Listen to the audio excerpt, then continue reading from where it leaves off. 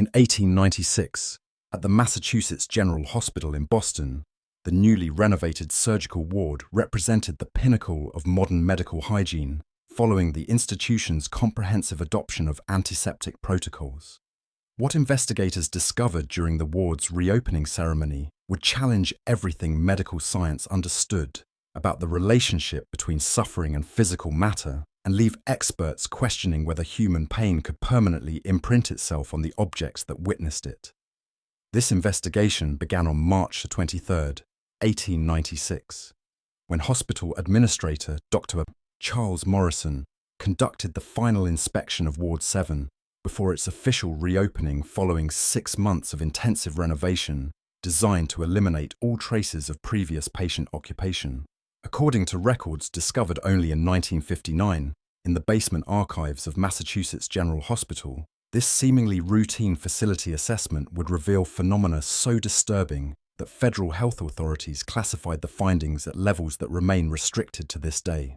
Ward 7 had operated continuously from 1821 to 1895 as the hospital's primary surgical recovery unit, housing patients recovering from amputations, tumor removals, and other major surgical procedures during an era when anesthesia was primitive and infection rates were catastrophic. According to hospital records, the ward had witnessed approximately 12,000 patient admissions over 74 years of operation, with mortality rates exceeding 40% during its early decades. According to Dr. Morrison's preliminary inspection report, preserved in the archives of the Boston Medical Library, the renovated ward presented an appearance of complete sterilization and modernization upon his arrival. Morrison's detailed account of the March 23rd inspection would later provide investigators with crucial evidence of what medical experts would classify as the most significant phenomenon of material consciousness ever documented in American healthcare history. Morrison's initial report reads, "Arrived at Ward 7 at 9:00 a.m. to conduct final inspection before reopening ceremony scheduled for 2:00 p.m. The renovation has been completed to exemplary standards. Every surface scrubbed with carbolic solution, all equipment replaced with modern sterilized implements, walls freshly painted, floors refinished. The ward represents the hospital's commitment to modern antiseptic principles and should serve as a model for contemporary surgical care." What made Morrison's report significant was his systematic documentation of what he initially perceived as perfect medical hygiene. According to his detailed notes, every trace of previous patient occupation has been systematically eliminated through comprehensive sterilization protocols. The ward appears completely new, with no physical evidence of its 74 years of continuous operation. The transformation is complete and impressive. But there was something about that March morning that Morrison found increasingly troubling as his inspection progressed. According to his confidential addendum to the official report, filed separately with the hospital's board of directors, while the ward's physical condition exceeds all expectations, I began to perceive auditory phenomena that suggested circumstances requiring further investigation. Most significant was the sound of human suffering emanating from bed 12. Despite confirmed absence of any patient occupying that location, the investigation took a disturbing turn when Morrison approached bed 12 to examine the source of the auditory phenomena. According to his notes, upon approaching the bed, I immediately perceived distinct sounds of a patient in severe distress, labored breathing, quiet moaning, the subtle movements of someone experiencing intense pain. Most disturbing was the clarity of these sounds, which suggested active patient suffering rather than acoustic illusions or building settling. According to Morrison's detailed account of the initial discovery, the sounds were not loud or dramatic, but rather the intimate noises of private agony, the kind of suffering patients try to suppress out of dignity or fear of burdening medical staff. I heard whispered prayers, suppressed groans, the slight rustling of bed linens moved by trembling limbs. Most troubling was the apparent continuation of these sounds, despite confirmed absence of any patient in the bed. This was just the beginning of what would become the most disturbing medical facility investigation in Massachusetts history. Morrison's immediate investigation of the auditory phenomena revealed that the sounds appeared to originate from within the bed itself, not from surrounding spaces or adjacent rooms, but specifically from the metal frame, mattress, and linens of bed 12. According to his notes, systematic examination revealed that the suffering sounds emanated directly from the bed structure, with intensity increasing when I placed my hands on the bed frame or mattress surface. The investigation deepened when Morrison consulted hospital records to determine the patient history associated with bed 12.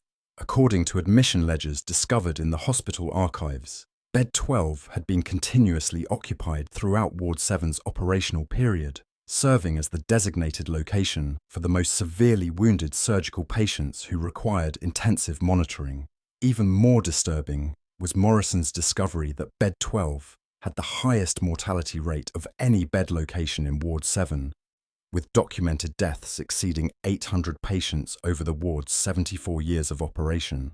According to his analysis, the concentration of patient deaths at this specific bed location significantly exceeds statistical expectations, suggesting that bed 12 was systematically assigned to patients with the poorest survival prognoses.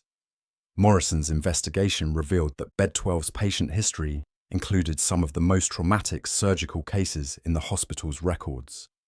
According to medical documentation, bed 12 served as the primary location for patients recovering from emergency amputations without anesthesia, tumor removals involving extensive tissue damage, and experimental surgical procedures that pushed the boundaries of 19th century medical capability.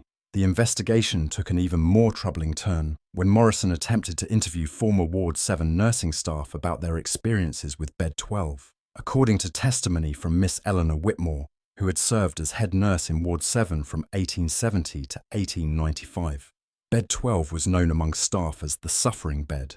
Patients assigned to that location invariably experienced more intense pain, slower recovery, and higher mortality than patients in adjacent beds receiving identical treatments.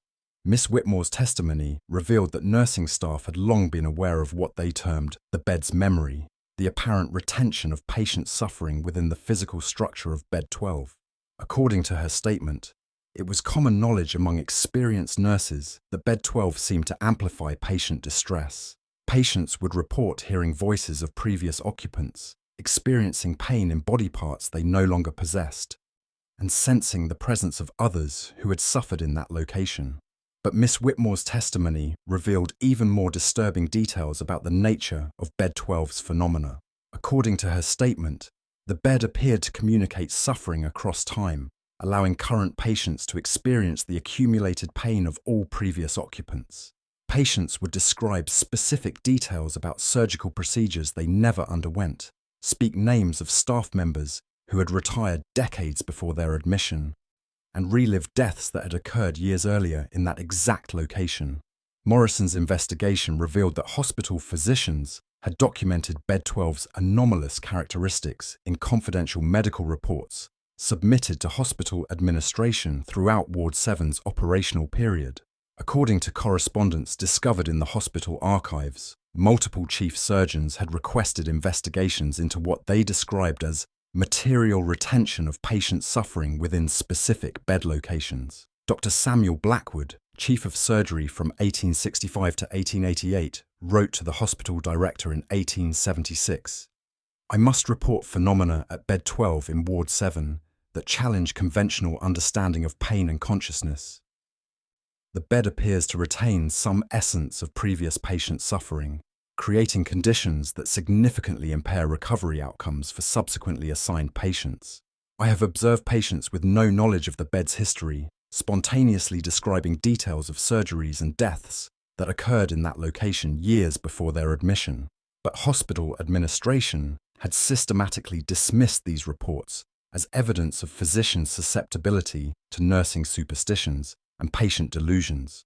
According to official correspondence, the phenomena described in your reports likely represent psychological effects of sustained exposure to patient suffering rather than genuine material anomalies. Recommend focus on improving surgical techniques and pain management protocols rather than investigating bed-specific phenomena." The investigation took its most disturbing turn when Morrison discovered that the auditory phenomena from bed 12 had intensified dramatically following the ward's renovation and sterilization. According to testimony from renovation workers, the sounds from that bed got louder as we cleaned it.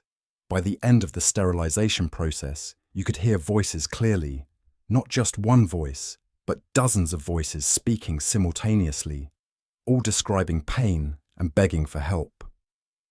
Thomas Fletcher, the foreman who had supervised the Ward 7 renovation, provided testimony that proved deeply troubling. We tried everything to stop the sounds, replaced the bed frame, burned the mattress, scrubbed the floor beneath it with the strongest chemicals. Nothing worked. If anything, destroying parts of the bed made the voices angrier. By the final week, the sounds had become so disturbing that workers refused to enter that section of the ward after dark. Morrison's investigation revealed that 3 renovation workers had requested psychiatric evaluation after experiencing what they described as consciousness absorption while working near bed 12. According to medical records, workers report progressive inability to distinguish their own thoughts from voices emanating from the bed. They describe experiencing memories of surgical procedures they never underwent and feeling physical pain in body parts that remain intact. Most disturbing is their detailed knowledge of patient deaths that occurred decades before their birth. Even more alarming was the discovery that the renovation process itself had somehow enhanced bed 12's ability to retain and communicate patient suffering, according to analysis by Dr. Edmund Pierce, a physician specializing in nervous disorders who evaluated affected workers. The sterilization protocols appear to have concentrated rather than eliminated the suffering imprinted in the bed's material structure. By removing all organic matter and biological contamination, the cleaning process isolated and intensified the non-physical essence of accumulated patient pain. Morrison's investigation into bed 12's phenomena led him to consult with researchers at Harvard Medical School who had been studying what they termed material consciousness, the apparent ability of physical objects to retain impressions of intense human experiences. According to correspondence with Professor James Hartwell of Harvard's Department of Psychology, the bed 12 phenomena represented unprecedented opportunity for systematic research. Professor Hartwell wrote to Morrison on March 28, 1896. The phenomena you describe are consistent with theoretical models suggesting that intense human suffering can create permanent impressions in physical materials exposed to prolonged patient contact.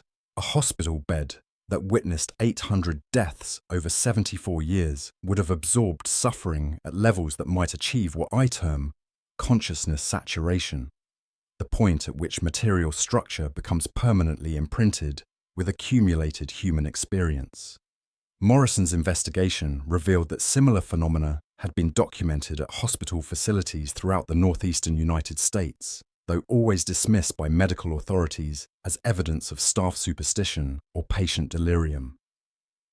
According to research compiled by Professor Hartwell, at least 18 hospital wards have documented persistent auditory phenomena associated with specific bed locations that demonstrate characteristics consistent with material consciousness saturation.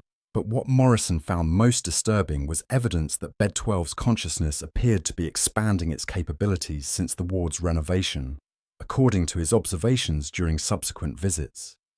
The bed's communications have become increasingly articulate and complex. What began as simple sounds of suffering has evolved into coherent descriptions of individual patient experiences, detailed medical histories, and explicit requests for interventions that might alleviate accumulated pain. Morrison's documentation revealed that bed 12 was providing accurate medical information that could not be explained through conventional means. According to his notes from March 30th, 1896, the bed provided detailed description of a surgical complication experienced by patient Thomas Morrison, no relation, who died in that location in 1847. 50 years before comprehensive surgical records were systematically maintained. Subsequent research confirmed the accuracy of details the bed could not have known through any normal means.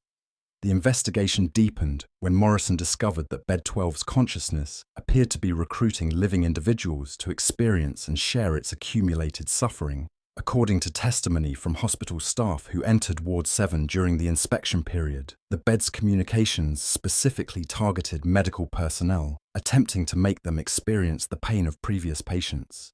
Dr. Margaret Foster, a newly hired surgical nurse, provided testimony that proved deeply troubling. The bed spoke to me directly, calling me by name though no introductions had been made. It described surgical procedures I had assisted with earlier that day, then began showing me, making me feel, the accumulated suffering of patients who had died in that location. I experienced amputations without anesthesia, tumor removals while fully conscious, infections consuming flesh while patients remained aware. The pain was absolutely real, as if I was physically undergoing each procedure. Morrison's investigation revealed that multiple staff members exposed to Bed 12 had developed what physicians described as vicarious surgical trauma, experiencing physical symptoms of injuries they had never sustained. According to medical evaluations, subjects who have maintained prolonged contact with Bed 12 report phantom pain in amputated limbs they never possessed, fever consistent with infections they never contracted, and physical weakness associated with blood loss they never experienced. Even more alarming was the discovery that some exposed individuals had begun demonstrating detailed medical knowledge of 19th century surgical procedures that they had never studied. According to psychiatric evaluations, subjects in advanced exposure stages demonstrate comprehensive understanding of surgical techniques used decades ago, including detailed knowledge of procedures that were never formally documented and exist only in the accumulated consciousness retained by Bed 12. The investigation took an even more disturbing turn when Morrison learned that Bed 12's consciousness had been systematically studied by federal agencies since the 1880s. According to classified documents discovered in War Department archives, military medical researchers had been investigating material consciousness saturation at Massachusetts General and similar facilities as potential technology for medical training and psychological warfare. According to a classified memorandum from the War Department's Medical Research Division, dated June 15, 1884, the material consciousness phenomena documented at Massachusetts General Hospital suggest significant potential for military applications, including accelerated surgical training through direct experience transfer, psychological operations utilizing traumatic memory transmission, and creation of training facilities that impart medical knowledge through material consciousness exposure. Morrison's investigation revealed that federal funding had supported systematic research into material consciousness at Massachusetts General during the 1880s and early 1890s. According to financial records, the War Department provided substantial funding for medical research at Massachusetts General from 1883 to 1895, with research focused on understanding and enhancing consciousness retention in medical equipment and facilities. But the federal research revealed objectives that extended far beyond simple study of natural phenomena.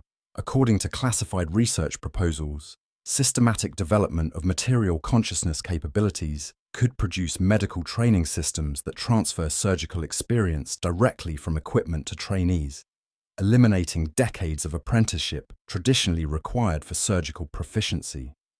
Additionally, consciousness-saturated materials could be weaponized for psychological operations by exposing enemy personnel to concentrated traumatic experiences. The investigation reached its most alarming phase when Morrison discovered that the Ward 7 renovation had been specifically designed to enhance Bed 12's consciousness retention capabilities.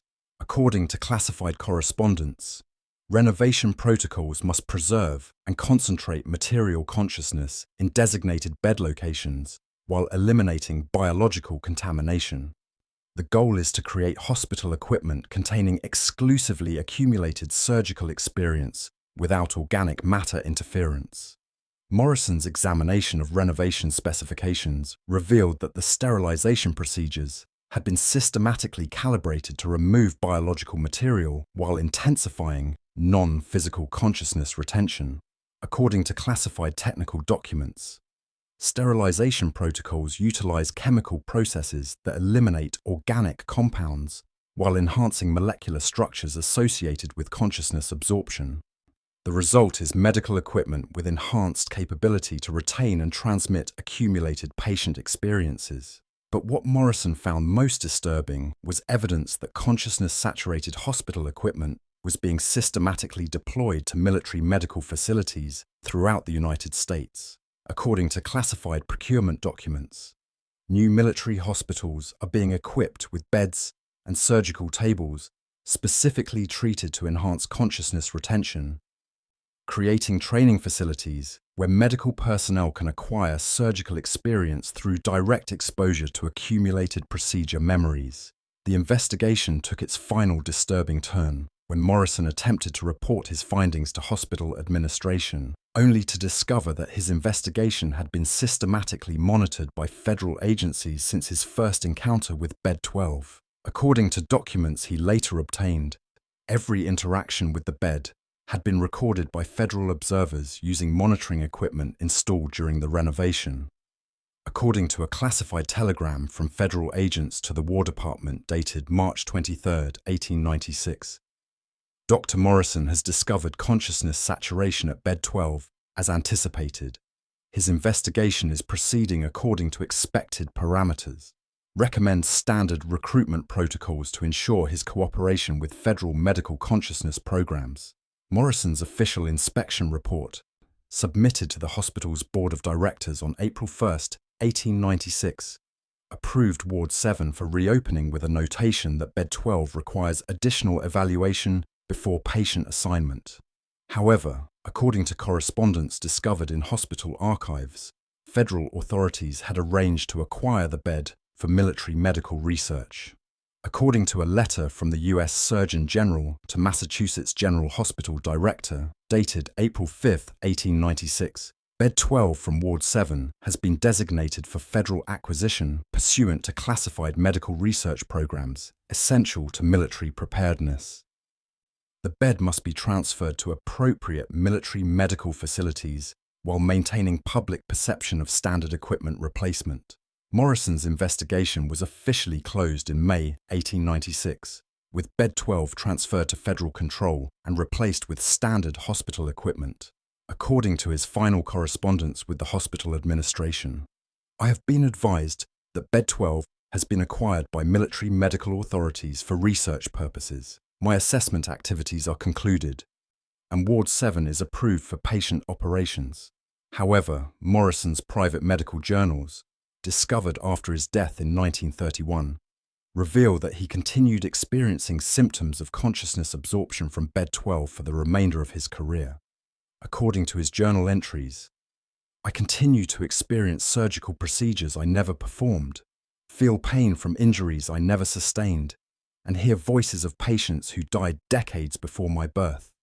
The bed transferred its accumulated consciousness to me during my investigation, and I now carry the suffering of 800 patients within my own awareness.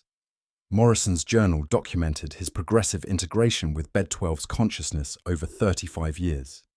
His final coherent entry, dated September 12, 1931, reads, I understand now that the bed was not simply retaining patient suffering, it was collecting it, concentrating it, preparing it for transfer to living consciousness that could carry accumulated surgical knowledge forward.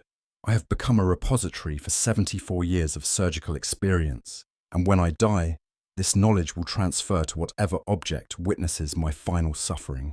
The fate of Bed 12 remained classified until 1965, when Freedom of Information Act requests revealed that the bed had been installed at Walter Reed Army Medical Center as the centerpiece of an accelerated surgical training program. According to declassified documents, Bed 12 provides military surgeons with direct experiential access to 800 historical surgical procedures, allowing trainees to acquire practical experience equivalent to decades of conventional training through controlled exposure to accumulated consciousness. Federal medical records from 1965 indicate that more than 3,000 military surgeons had been trained using Bed 12's accumulated consciousness between 1896 and 1965, with each trainee experiencing direct consciousness transfer of surgical procedures spanning 74 years of medical history. According to military medical assessments, training utilizing consciousness-saturated equipment produces surgeons with practical experience that significantly exceeds capabilities achieved through conventional training methods. Current military medical programs continue to utilize consciousness-saturated equipment for accelerated training of surgical personnel. According to confidential sources within military medicine, contemporary training facilities incorporate equipment specifically designed and processed to accumulate and transfer surgical experience, creating medical training systems that operate through direct consciousness transfer rather than conventional instruction. Today, the original Bed 12 remains at Walter Reed as part of classified medical training programs, with ongoing enhancement procedures designed to add contemporary surgical experience to its accumulated consciousness. According to sources within military medicine, the bed now contains consciousness impressions from more than 4,000 surgical procedures, spanning 150 years of medical advancement. The mystery of material consciousness remains classified more than a century after Morrison's investigation. Despite decades of research, federal medical authorities continue to restrict access to information about consciousness saturation programs and the equipment that has been systematically processed to retain and transfer human experience. According to current military medical assessments, the Bed 12 case represents evidence that human suffering and experience can be permanently retained in physical materials and systematically transferred to living consciousness for training and operational purposes. The sounds of patient suffering that spoke from an empty bed in 1896, the systematic federal research, and the ongoing classification suggest implementation of programs that continue to operate at the highest levels of military medical establishments. Most disturbing is the possibility that consciousness saturation has expanded beyond military applications to encompass medical equipment throughout civilian healthcare systems. What began with Bed 12 may have evolved into comprehensive training systems utilizing equipment systematically processed to accumulate and transfer patient experiences, creating medical facilities where every bed, every surgical table, every examination room contains accumulated consciousness of previous occupants, silently communicating their suffering and knowledge to new patients and staff who may never understand why they suddenly possess medical knowledge. They never learned or experienced pain from injuries they never sustained. The voice that spoke from Bed 12 in 1896 represents the only documented evidence of systematic consciousness saturation programs that may have transformed medical equipment throughout American healthcare into repositories of accumulated human experience. Objects that retain every moment of suffering, every surgical procedure, every death they witnessed, creating training systems that transfer knowledge through consciousness absorption that challenges the fundamental nature of learning, experience, and the boundary between living awareness and material structure. That impossibility remains hidden in classified archives, documented in files that raise more questions than they answer, and preserved in the testimony of a single investigator who discovered something far more terrifying than sounds from an empty bed. Evidence that human suffering itself has been weaponized for medical training through systematic consciousness saturation of equipment that remembers everything, feels everything, and transfers its accumulated pain to every individual who maintains contact with surfaces that have absorbed 74 years of surgical agony and are still collecting more.